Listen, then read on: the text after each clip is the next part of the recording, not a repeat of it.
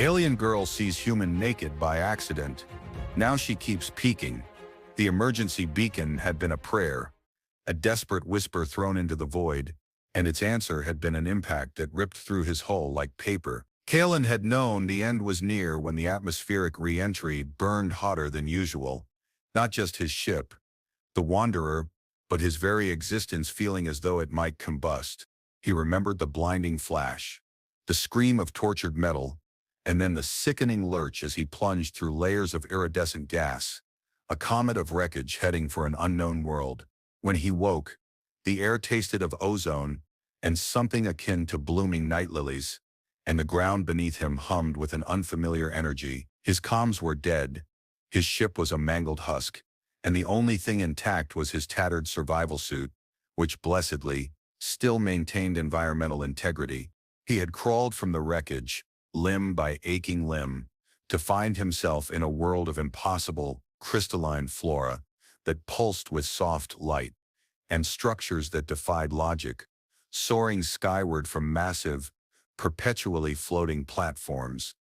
This wasn't just alien, it was ancient, impossibly grand. He had been nursing a bruised rib and attempting to rig a makeshift solar still from a broken optical sensor when he first saw her. She moved with a fluid grace that seemed to ripple through the air, her form tall and slender, adorned in robes woven from what looked like spun starlight.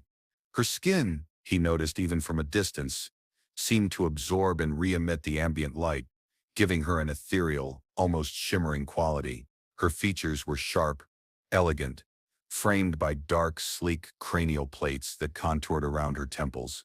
He tried to hide, but the cracked groan of his boot on the crystalline ground gave him away. Her head snapped towards him, eyes, large and deep, a swirling vortex of unknown colors, locking onto his. There was no fear, only an intense, almost analytical curiosity. He tried to speak. A raspy, "Hey, you speak, Terran Standard." She tilted her head, a gesture of inquiry, but offered no verbal response. She simply studied him, her gaze unnervingly direct, as if dissecting his very essence. He felt a sudden, inexplicable urge to cover himself. Despite being fully clothed, there was something in her gaze that felt utterly stripping. The next few cycles, as he slowly recovered from his injuries, were a blur of observation and profound cultural bewilderment. He was taken, not captive, but carefully, to a structure that resembled a colossal, inverted flower, its petals opening to the sky. He was given a chamber, sparse but clean, with a transparent wall overlooking an impossible cityscape of floating spires. His injuries were tended to by a small hovering drone that administered glowing poultices and a viscous, sweet-tasting liquid that eased his pain. He learned that the being who had found him was called Vara, and she was an Illyrian, one of the venerated blood of Solara, the primary lineage tasked with guarding the ancient migratory shrines, a series of colossal, suspended platforms that slowly drifted through their gas giant's upper atmosphere. Their society was intricate, layered with ritual and ancestral recognition, a stark contrast to the pragmatic, often chaotic, human frontier. Vara would visit him daily, bringing sustenance, watching him as he ate, as he moved, as he simply existed. She rarely spoke, her gaze unwavering. He tried to engage her, to explain his crash, his home, his desperate need for rescue, but her responses were limited to soft hums, or precise, almost surgical hand gestures that he could not decipher. He felt like a specimen, an exhibit, but not a prisoner. One cycle, after he had managed to hobble to a sonic shower, a device that pulsed with a warm, cleansing energy that felt strange but effective, he stepped out, expecting the chamber to be empty. It was not. Vara was there, standing by the transparent wall, looking out at the shimmering cityscape. She turned, her gaze sweeping over him, and for the first time, he saw a flicker of something in her deep, swirling eyes. Not shock, not embarrassment, but a raw, unadulterated curiosity, almost a scientific fascination. He froze, stark naked, a fresh wave of heat flushing his face. "Whoa, knock, much? Or a heads up?" He stammered, frantically grabbing for the thin wrap of cloth he'd been provided. Her gaze lingered, tracing the lines of his body, the broadness of his shoulders, the ripple of muscle. Her facial expression remained composed, yet the light on her skin seemed to intensify. A subtle inner glow. She offered no apology, no explanation. She simply watched. A silent, profound observation. He felt utterly exposed, yet strangely, not threatened. It was as if she were studying a new, fascinating organism. He quickly wrapped himself, feeling foolish and vulnerable. He tried to meet her gaze, a challenging, "Is there something you need, or are you just enjoying the view?" Her eyes, instead of flinching, held his, and a faint, almost imperceptible shift in her luminous skin seemed to betray a deeper, unexpected interest. He found himself wondering if this was normal for her people, or if there was something more personal in her steady, silent appraisal. His initial encounters with Vara had established a bizarre dynamic of constant, quiet observation. He would catch her, often, simply watching him from a distance, her presence a soft pressure on his senses, her luminous skin a beacon in the periphery of his vision. He tried to rationalize it. Perhaps his physiology was just that alien to her. But then there were the moments, like when he was doing his rudimentary exercises, trying to keep his muscles from atrophying, and he'd glance up to find her eyes tracking every flex, every stretch, a faint, almost imperceptible shiver running through her form. He started leaving the sonic shower door ajar just slightly to see if she would still observe, and she always did. He'd hear the faint hum of her approach, a soft rustle of her robes, then the subtle shift in the light of the chamber as she positioned herself just out of his direct line of sight to watch. It was unnerving, yet oddly arousing. He found himself performing for her, subconsciously, trying to elicit a more overt reaction than the minute shifts in her glowing skin. His status, he gradually understood, was precarious. He was not a guest, not a prisoner, but an anomaly. The aliens lived by intricate laws of resonance and ancestral recognition. His presence, an entirely unknown genetic sequence, was a disruption to their sacred order, particularly to the blood of Ashkar, a rival lineage who seemed to view his existence as an affront. Vara, as he learned from her infrequent, precise verbalizations, was the echo of Solara, the heir to the primary lineage, tasked with discerning his resonance. If his resonance was discordant, he would be exiled to the outer reaches, a fate he suspected was akin to a slow death. "Your form vibrates differently," she had said, her voice a low, resonant hum, the closest he'd heard to a personal observation. "It is not aligned." He wanted to ask what aligned meant, but she had simply turned and glided away, leaving him to ponder the ethereal implications of his own existence. The next few cycles brought formal proceedings. He was escorted by shimmering drones and solemn-faced Aryans to grand chambers, vast spaces that felt like the inside of a living jewel. He stood before a council of elders, their forms even more luminous than Vara's, their cranial plates etched with intricate patterns. He was subjected to a series of tests, projections of ancient Elarian history, complex mathematical problems displayed in shimmering light, sequences of emotional resonance presented as symphonies of color.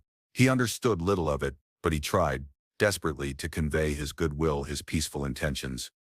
Vera's always there, standing slightly apart, observing, her gaze like a physical weight. During one session, a high-pitched, discordant hum permeated the chamber, a sound that made his teeth ache and his mind reel. It was meant to be a test of mental fortitude. Vara later explained. He collapsed, clutching his head, fighting the nausea. Just as he thought he would black out, he felt a soft, cool touch on his arm, a gentle pressure that seemed to anchor him. He looked up to see Vara, her eyes now a soft, pulsing blue, radiating a calm resonance that seemed to counteract the agony. She was touching him, openly, deliberately, in front of the elders. The discordant hum ceased. Her skin was cool, almost like polished stone, but radiated a faint, steady warmth that was deeply comforting. She pulled her hand back quickly, her expression unreadable, but the subtle glow around her intensified. The elders who had been observing his collapse exchanged quick, surprised glances. He knew, intuitively, that she had just done something profoundly significant and possibly forbidden to help him. The Ashkar faction, however, saw her assistance as weakness, or worse, a sign of forbidden contamination. The lead Ashkar, a massive, imposing male named Gorvin, whose skin pulsed with an angry red light, spoke in a harsh, guttural tone that grated on Kalen's ears even through the translator. The human is a void, a discordant presence. His resonance pollutes the sacred halls. He must be cast out, or worse, sacrificed to cleanse the taint. Vara stepped forward, her voice resonating with an authority Kalen hadn't heard before. Yet it was still precise, ritualistic. The resonance of Solara decrees a full discernment. The void may yet hold a hidden frequency. His connection to the world song is unlike any other. He cannot be judged by Ashkar's narrow sight. Gorvin hissed, a sound like grinding stone. The echo's judgment is clouded by his primitive form. He does not resonate with our lineage. He cannot be integrated. He must be extinguished. The tension in the chamber crackled, a palpable force.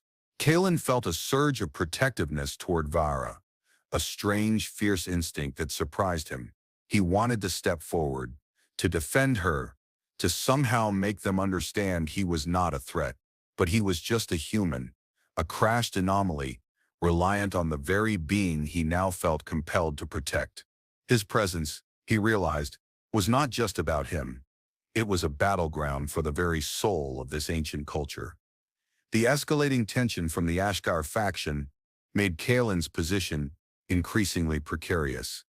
He understood, through Vara's increasingly frequent, though still cryptic explanations, that his very existence threatened the delicate balance of their ancestral lineage, particularly during the upcoming convergence, a rare alignment of their floating platforms that traditionally involved a pulse resonance sync ceremony.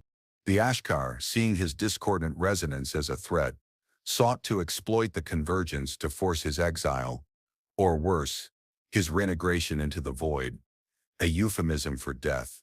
Vara, however, seemed to defy the common wisdom. Your resonance is chaotic, yes, she admitted one cycle, watching him as he futilely attempted to repair a broken datapad, his fingers clumsy on the unfamiliar alien tech. But it is not static. It shifts. It learns.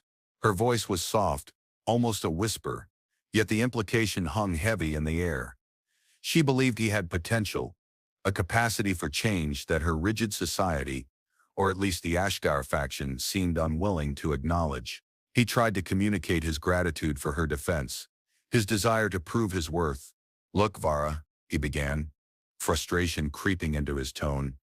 I don't want to cause trouble. I just want to fix my ship, get home. But if I'm somehow a threat, or if you're putting yourself on the line for me, I need to know why. She paused, her gaze fixed on his hands as he fiddled with the shattered datapad. Your species creates dissonance to achieve harmony, she observed, her voice devoid of judgment. Only observation. Your tools are extensions of your will, bending natural forces to your purpose. Our creations resonate with natural forces. You are a different song, but a song nonetheless. It wasn't an answer, but it was the closest she'd come to explaining her unusual interest. He realized she wasn't just observing him, she was studying him, trying to understand his fundamental nature, something perhaps beyond the scope of their ancient rituals. One day he was tasked with accompanying Vara on a pilgrimage to one of the lesser shrines, a desolate windswept platform called the Echoing Maw, where the atmospheric currents howled through colossal skeletal structures. It was a perilous journey, meant to test endurance and spiritual fortitude. The Ashkar, predictably, sent an escort of their own, led by Gorvin ostensibly for security, but clearly to observe, to provoke. As they navigated the treacherous, crystalline pathways, A sudden, violent updraft, suspiciously strong, ripped through the air, sending shards of ice crystal scattering like daggers. Kalen, instinctively, shoved Vara behind a massive, eroded pillar, shielding her with his body. He felt a sharp sting as a shard embedded itself in his arm. Vara, surprisingly, did not protest. She simply stood there, a silent presence, her eyes fixed on his bleeding arm. "You shielded me," she murmured, her voice laced with a subtle surprise. "Without calculation, without command," he grunted, pulling out the shard. "It's what we do. Instinct. Protect the vulnerable. Also, that looks sharp, and I figured your pretty robes weren't gonna stop it." A faint, almost imperceptible shimmer crossed her skin at the word pretty, but her expression remained serene. Gorvin, watching from a distance, merely scoffed, his red aura flaring. A primitive reflex, not a sign of resonance. But Kalen saw the flicker in Vara's eyes, a hint of something deeper, something less analytical than before. The shard wound was minor, but it was the first time she had seen him truly vulnerable, bleeding, and his instinct had been to protect her. The small wound, he knew, had opened something between them. The incident at the echoing maw shifted their dynamic. Vara, though still formal, became subtly less guarded. She would often stand closer, her luminous presence a quiet comfort in his peripheral vision. He started talking to her more, explaining mundane human concepts. Irony, sarcasm, the beauty of a sunset on Earth. She would listen, her head tilted, processing each word with a diligent precision. "Your humor requires an understanding of unspoken truths," she observed one cycle, after he'd tried to explain why a universal translator sometimes missed the point. "It is inefficient," he chuckled. "Yeah, but it keeps us sane. Or insane, depending on the day." He noticed she was spending more time observing his hands, his face, as he spoke, as if trying to discern the unspoken truths that humor relied upon. The physical closeness began to feel less like observation and more like shared space, an unspoken acknowledgement of their forced proximity. The convergence approached. The floating platforms, massive as continents, began their slow, stately dance, their gravitational fields interlinking, creating ripples in the atmospheric currents. It was a time of immense spiritual significance for the Illyrians, a time for the pulse-resonant sync. Kalen had been granted a temporary, precarious allowance to remain on the main platform, the Solara's heart, but he was confined to his quarters, under constant guard by Ashgar's sentinels. Vivara, however, managed to visit him in the stolen hours of the pre-dawn cycle, her glowing form a beacon in the dim light. "The sync will begin at the dawn of the convergence," she explained, her voice hushed. "It links all Illyrian consciousness across all platforms. It binds us to the ancestors, to the world song." She paused, her gaze dropping to his hands. "Your discordant resonance, it is a problem. The Ashkar seek to use this moment to force your expulsion, or worse, your dissolution." Kalen felt a chill. "Dissolution? As in, I just vanish?" She nodded solemnly. "Your unique frequency, if not harmonized, could be extinguished from the greater resonance." He was led, finally, to the grand conflux, a vast circular chamber at the heart of the Solara's heart platform. The floor was a shimmering pool of liquid light, and at its center, a single glowing crystal pulsed with immense energy. Illyrians, thousands of them, stood in concentric circles, their forms shimmering with anticipation. Vivara was at the head of her lineage. Near the crystal, Gorvin and the Ashkar stood opposite her, their red auras radiating a palpable hostility. Kalen was placed just outside the inner circle, close enough to the crystal to feel its hum, but far enough that he was clearly an outsider. The ritual began. The errands began to hum, a deep, rising chorus that vibrated through the very air, through Kalen's bones. The liquid light on the floor swirled, projecting images of ancient Aran history, of the ancestral bloodlines, of their connection to the celestial dance. Kalen felt a strange pull, a dizzying sensation, as if his own internal rhythm was being tugged, stretched, forced to synchronize with the collective. He felt a moment of panic. This was too much, too invasive. He fought it, tried to ground himself, but the resonance was overwhelming. Then, a sudden, blinding flash from the Ashkar section. A piercing, discordant wail ripped through the harmonious hum. Gorvin, his form radiating an angry, corrosive red light, stepped forward, a strange, dark device humming in his hand. The human's dissonance corrupts the sync, he roared, his voice amplified, distorted. The ritual must be purified. The void must be cleansed. He activated the device. A jolt, like a massive electric shock, surged through the chamber. Kalen cried out, his body seizing, his vision blurring. He felt the resonance within him, warp, twist, becoming agonizingly painful. He saw Vera, her eyes wide, her beautiful form glowing with a fierce, protective light. She lunged, throwing herself between Kalen and the source of the painful resonance, her hands outstretched, channeling the pure, harmonious energy of the sync. "He is not a void," she shouted, her voice cutting through the din. "He is a new frequency, a new song." She reached for him, her hands clasping his, her luminous skin pressing against his. A wave of pure, clear resonance surged through him, washing away the pain, clearing his mind. It wasn't just comforting, it was profoundly intimate, a merging of their very beings. He felt her memories, her fears, her desperate hope, flooding into his mind, a torrent of pure emotion. And in that moment, he felt her heart, her pulse, synchronizing with his. Not as two separate rhythms, but as one powerful beat.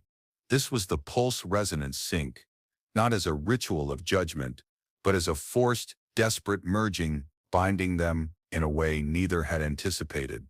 The surge of energy, Vara's pure resonance flowing into him, was like a supernova detonating behind his eyes.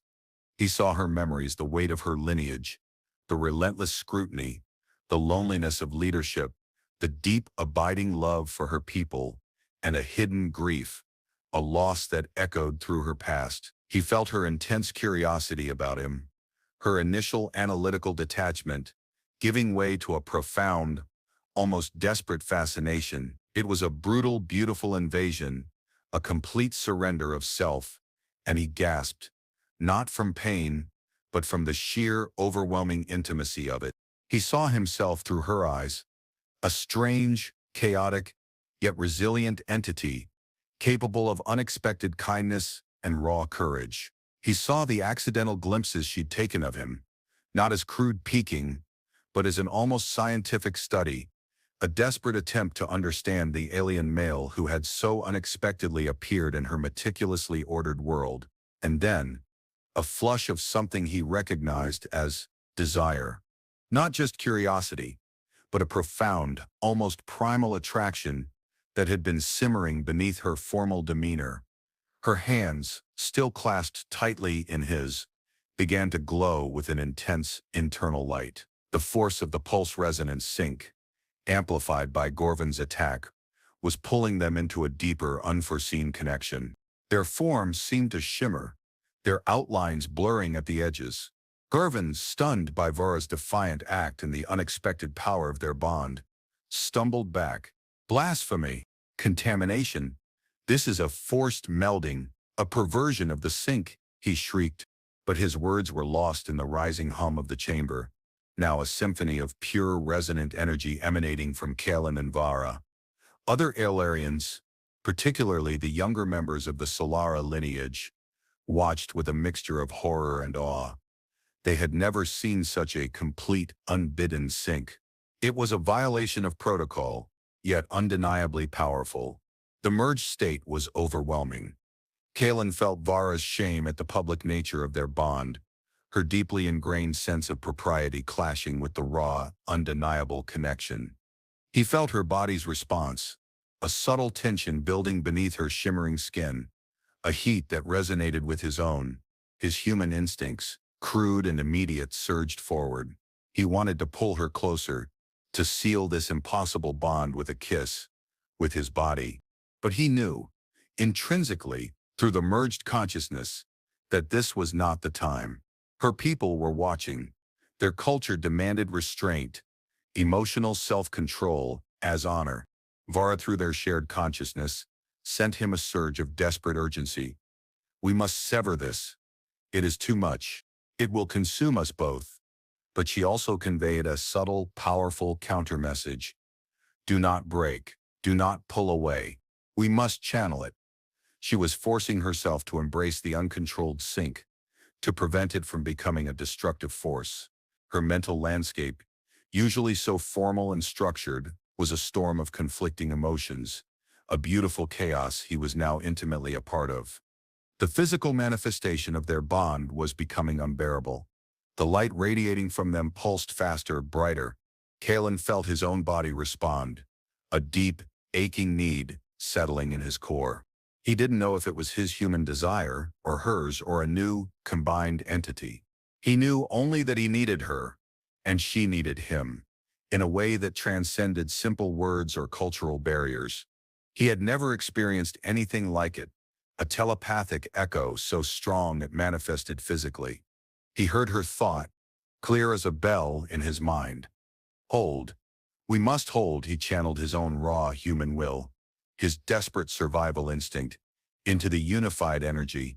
He felt her pain, her fear, her profound sense of duty, but also her hidden joy, a forbidden delight in the pure, unadulterated connection. He pushed back against the invasive resonance Gorvin had unleashed, using their combined will, creating a counterwave of pure, undeniable harmony. The chamber hummed, no longer discordant, but with a new, complex symphony. The elder Elarians watched, their faces a mixture of shock and dawning comprehension.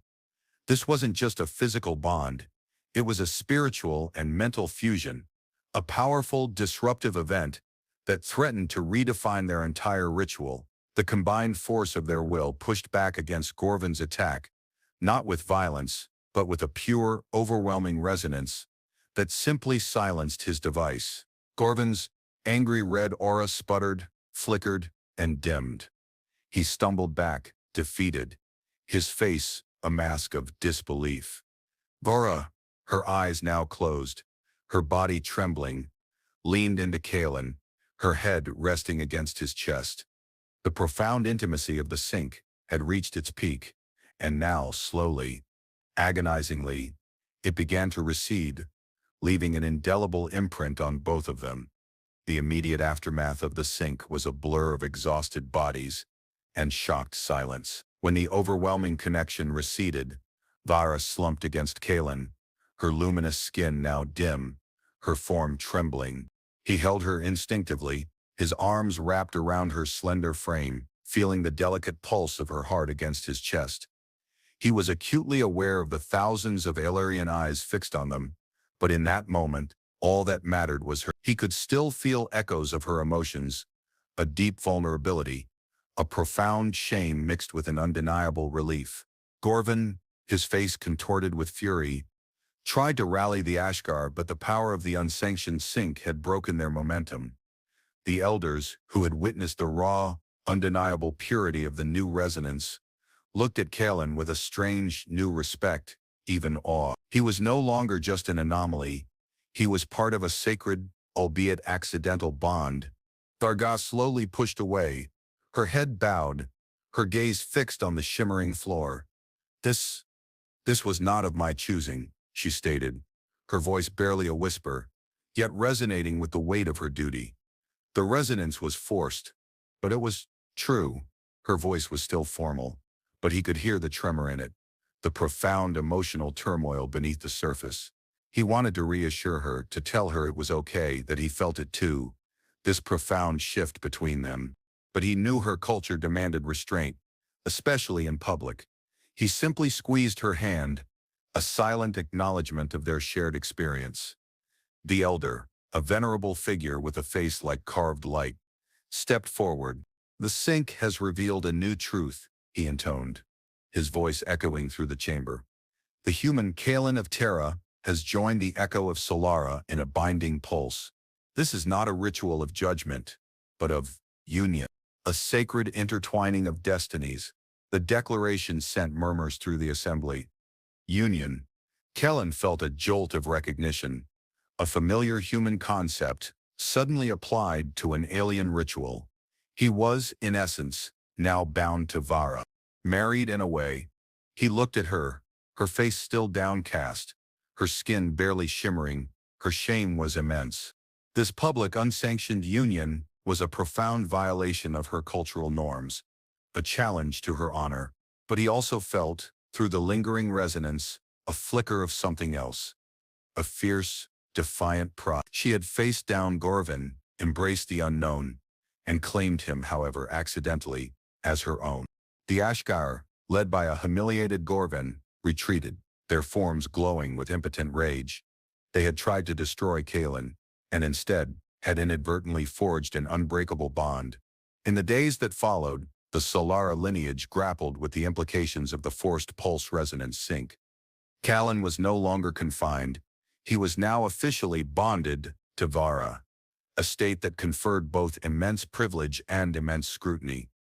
He was given a chamber adjacent to hers, and she began to teach him, in earnest, the intricacies of Ilarian culture, their history, their language. She moved with a newfound fluidity, less rigid though still formal. He observed her as she taught him, noticing the subtle shifts in her luminous skin, the way her eyes, now a swirling vortex of deep blues and purples, would linger on his face when he struggled with a complex concept. He still caught her watching him, sometimes, when he was unaware, particularly when he moved, or when he slept. The peeking hadn't stopped. It had simply evolved into a more intimate form of observation. One cycle, as she was explaining the ancestral lineage of the Solara, their forms of energy manipulation, she gestured with her hand, her long, slender fingers moving with exquisite grace. He reached out, impulsively, and took her hand. Her skin was cool, smooth, and pulsed faintly with warmth. He felt a familiar resonance, a soft hum that was both hers and his now. "Vara," he said, his voice soft. "Are you all right with this union?" She looked at their joined hands, then up at his face, her eyes searching his. "My honor is irrevocably altered," she admitted, her voice a near whisper. "My path as echo of Solara is now intertwined with yours. It was not the prescribed way." She paused, then, but the resonance, it spoke a truth beyond prophecy. It spoke of belonging. Her gaze met his, and for the first time, he saw a raw, unveiled emotion in her eyes. Fear, yes, but also a glimmer of something akin to awe, and a deeply private, nascent affection. The union was a heavy burden, but it was also, for both of them, an unexpected, profound gift. The revelation of her belonging, whispered with such quiet intensity, echoed in Kalen's mind for cycles. The Aonians continued to navigate the political fallout. The Ashgar, though temporarily subdued by the unprecedented pulse resonance sync, were not defeated.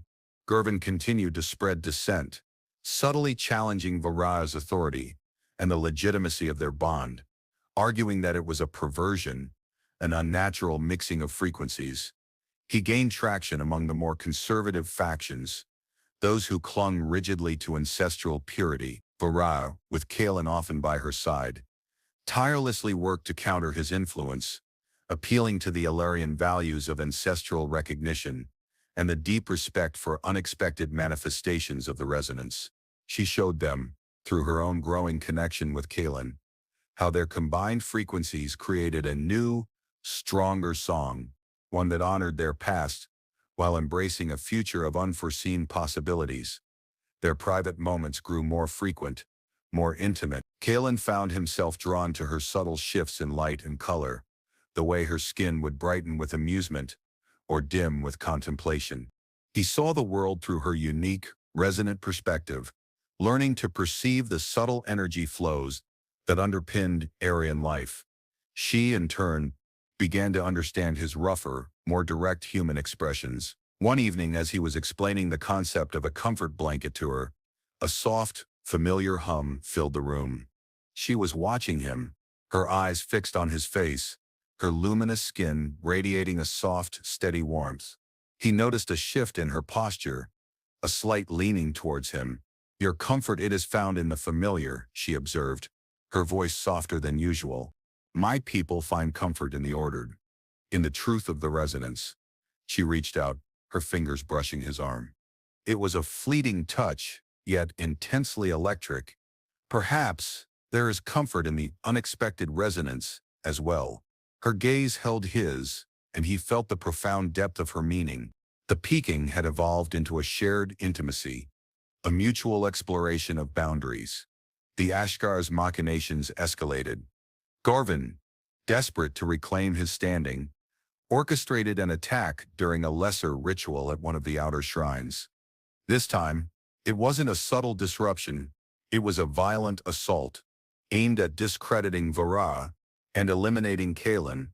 While Vara performed a delicate ancestral chant, Kalen, observing from a respectful distance, noticed Ashkar warriors subtly infiltrating the perimeter. He saw the glint of their specialized energy weapons, designed to disrupt the resonance. He reacted instinctively.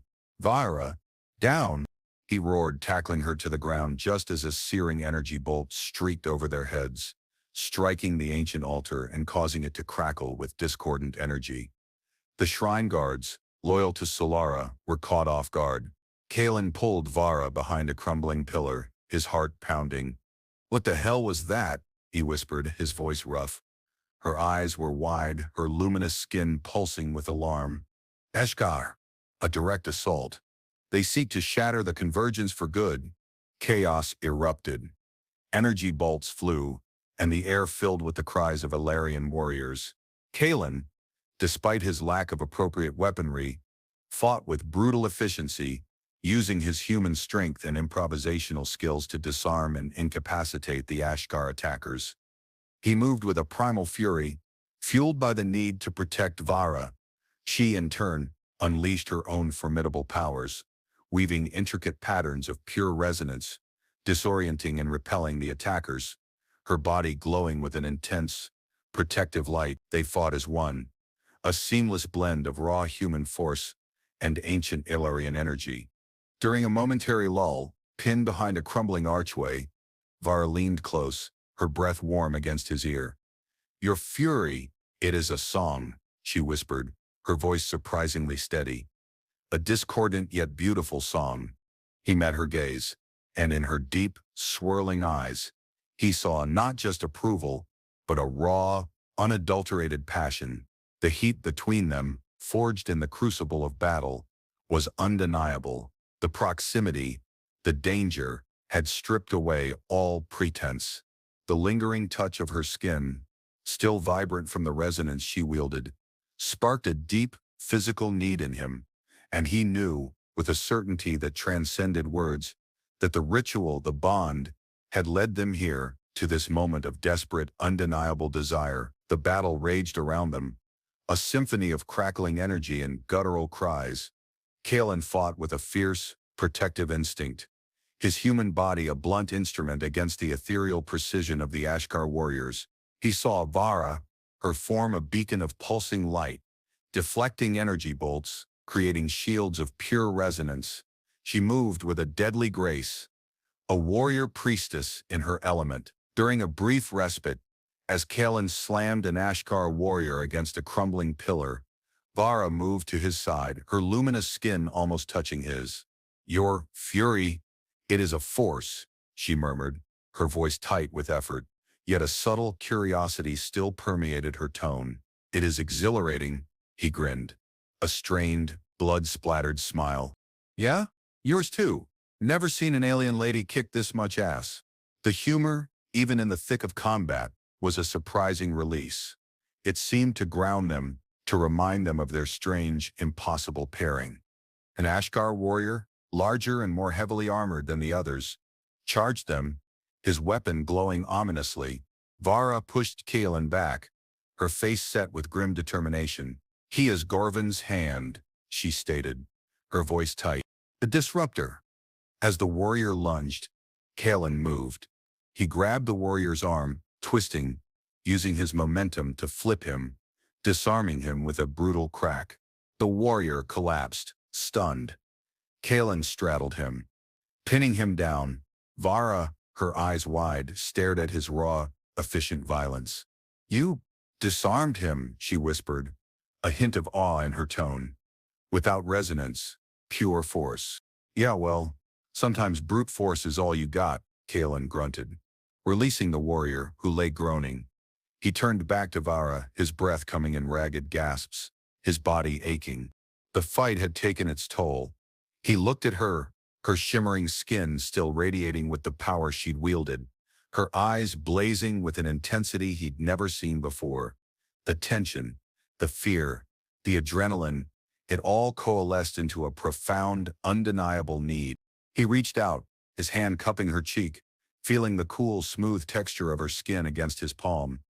"Vara," he said, his voice raw with emotion. Are you hurt?" Her eyes searched his. Then her gaze dropped to his lips, her own shimmering with a strange mix of apprehension and anticipation. "The resonance. It protects," she breathed. "But my form, it pulses with a new sensation." He leaned in, slowly, giving her every opportunity to pull away. She didn't. Her eyes fluttered closed as his lips met hers. It was soft at first, tentative, a question. Then, as he felt her lean into it, a profound release. Her lips were cool, surprisingly yielding, and tasted faintly of ozone and that familiar night lily scent. He felt the residual hum of the pulse resonance sync surge between them, a familiar vibration that now carried an entirely new, deeply physical meaning. Her hands came up, tentatively, to cup his face, her touch cool against his fevered skin. It wasn't a long kiss, not yet, but it was a gateway, a silent confession.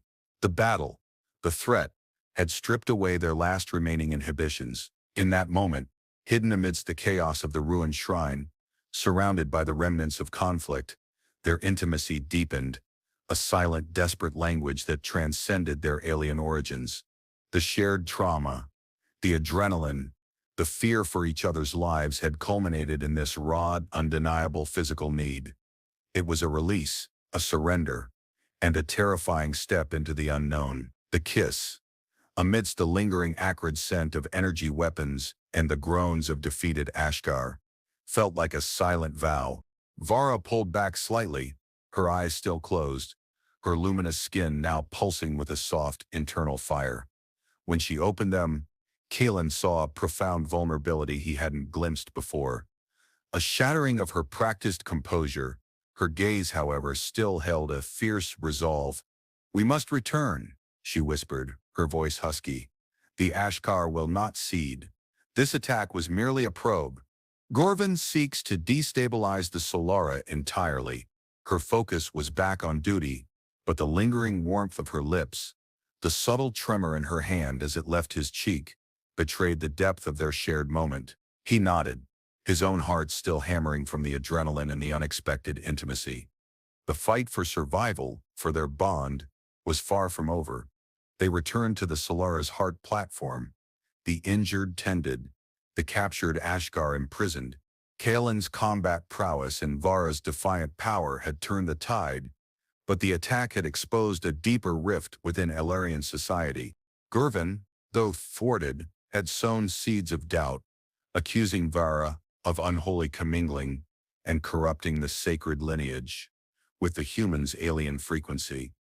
The elders convened in emergency session, their luminous forms pulsing with concern. Vara, with Kalen standing silently beside her, faced them. The Ashgar sought to destroy the convergence, to shatter the delicate balance of the world song, she declared, her voice firm, resolute. Their actions were an affront to the ancestors. They sought to silence a new song, one that has proved its worth in battle. She gestured to Kalen, her hand resting briefly on his arm, a public display of solidarity that spoke volumes. His resonance, once deemed discordant, has harmonized with mine. It is a new truth, forged in crisis.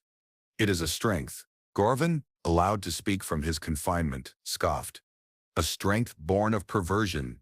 The human pollutes our sacred bloodline. His very presence disrupts the ancient laws of succession. He spoke of bloodline oaths and ritual purity, concepts that resonated deeply with many Aerolarians. Kalen felt the weight of his words, the cultural chasm that separated him from this ancient world. He was a symbol of disruption, whether he wanted to be or not. But then Vera spoke, her voice rising, imbued with a new, powerful resonance. The ancient laws speak of resilience, of adaptation. The ancestors understood that the world's song is ever evolving. To cling to stagnant ritual is to invite decay. Kalen's presence, his unique frequency, has brought us clarity, exposed the rot within our own house. She paused, her gaze sweeping over the assembled elders, her luminous skin radiating with fierce conviction. If the path of the echo of Solara is to be one of purity, then let it be the purity of truth, not of unchallenged tradition. I challenge Gorvin, by ritual law, by ancestral right. I challenge him to a duel of resonance. A collective gasp swept through the chamber.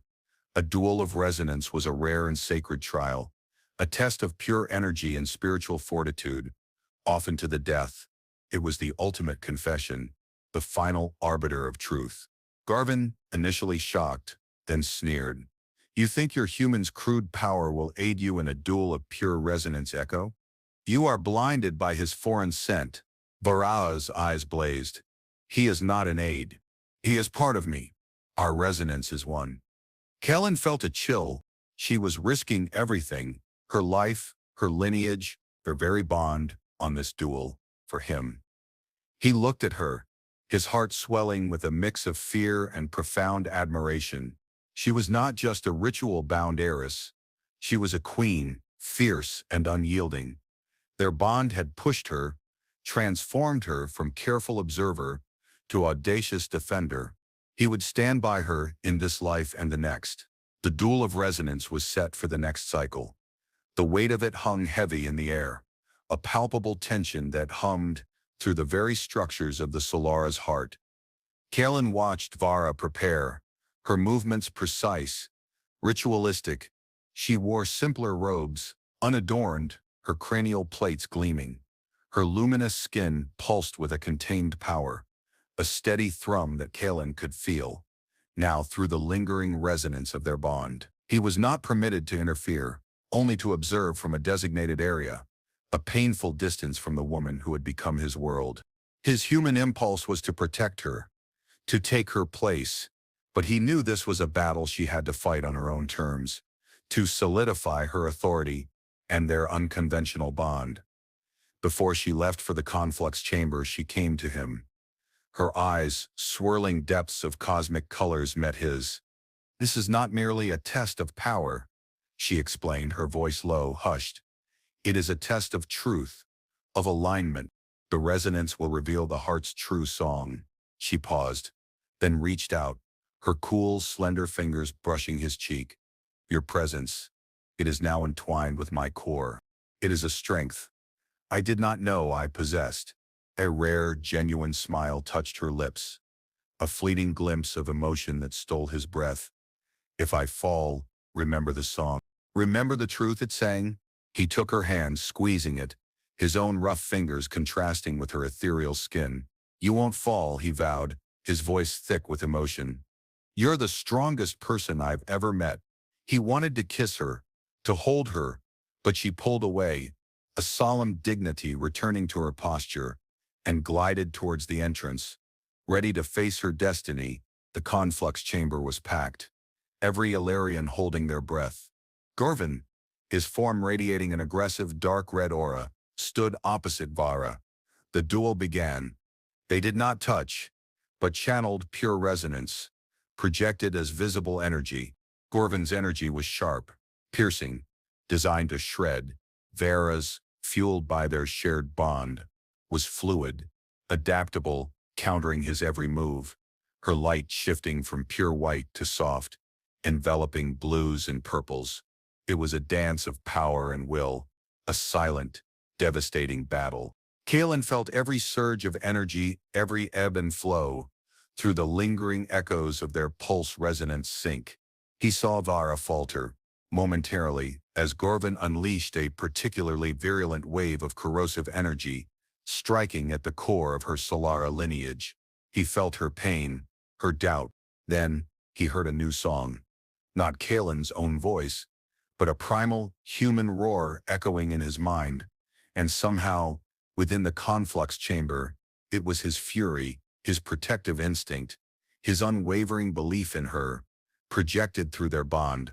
It was an unfiltered, raw burst of resonant emotion, foreign to Eolarian combat, but undeniably powerful.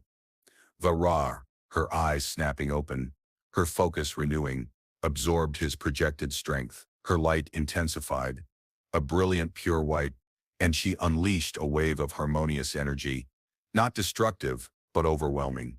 It resonated with the Aryan core values of ancestral recognition, of the evolving world song. It was a song of truth, and it wrapped around Gorvin's dark energy, neutralizing it, then pushing back, not with force, but with a pure, inescapable rightness. Gorvin staggered, his angry red aura flickering, then extinguishing. He collapsed, defeated, not physically harmed, but utterly broken in spirit, his dissonance exposed for all to see.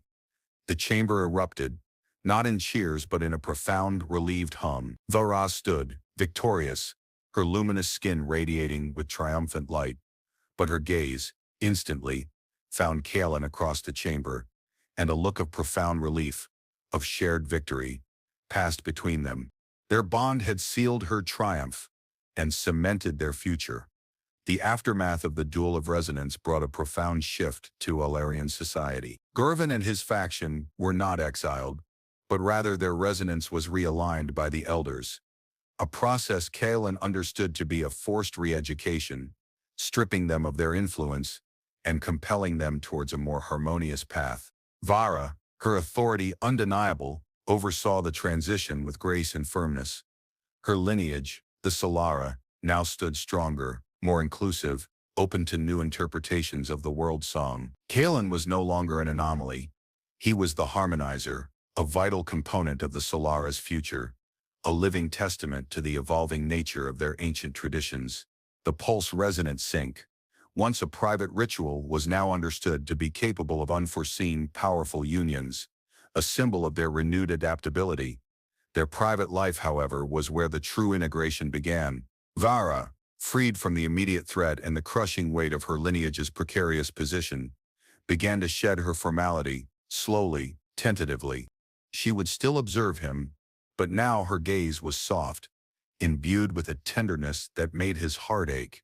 He would often wake to find her standing by his bed, watching him sleep, her luminous skin a soft glow in the dim chamber, a silent, familiar presence. He'd learned to tell her mood by the subtle shifts in her light, the hue of her eyes. One cycle he reached out, and she didn't flinch, but leaned into his touch, her cool skin warming against his. "You are a comfort," she murmured, her voice a soft hum against his chest. "A paradox, a silent thunder within my song." He taught her about Earth, about its diverse cultures, its volatile history, its enduring hope. She absorbed it all with a ravenous intellect, her mind capable of processing vast amounts of information in moments. He cooked for her, simple human meals that she tasted with a profound, almost ritualistic curiosity. She found the textures and flavors fascinating, especially the spice. She, in turn, showed him the nuances of Eolarian art, the intricate patterns of their resonance weaving, the sacred ancestral songs that vibrated through the very air. He learned that her touch could calm, could excite, could even heal, channeling the pure resonance of her being into his. Their intimacy deepened with every shared moment. The occasional peeking from the sonic shower had transformed into open, tender observation. She would often come to him, after a long day of council meetings, her energy frayed, and simply rest against him, drawing comfort from his solid human presence, from the simple, grounded hum of his life force. Their combined resonance, forged in the heat of crisis, had settled into a steady, comforting rhythm. They were still two distinct beings, from two vastly different worlds, but their songs had entwined, creating a melody that was uniquely theirs. One evening, as the twin moons of Alara cast long, shimmering shadows across their chamber, Vara lay beside him, her head resting on his shoulder.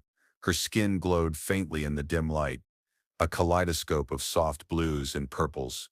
"My people speak of the world song as the ultimate truth," she whispered, her voice soft with contentment. "It is the harmony of all things. I believed I understood it." She paused, her gaze drifting to his face. "But your song? It is loud, chaotic, yet full of a profound resonance I had never perceived. It has made my own song richer, more complete." He held her closer, pressing a kiss to her cranial plate. "And your song, Vara," he murmured, his voice thick with emotion. "It showed me a universe I never knew existed, a beauty I couldn't have imagined." He knew, with a certainty that settled deep in his soul, that he was home, not just on this floating temple, but within the shimmering, resonant heart of the alien woman beside him. Their journey had been fraught with misunderstanding, danger, and impossible bonds, but it had led them to a love as vast and profound as the cosmos itself.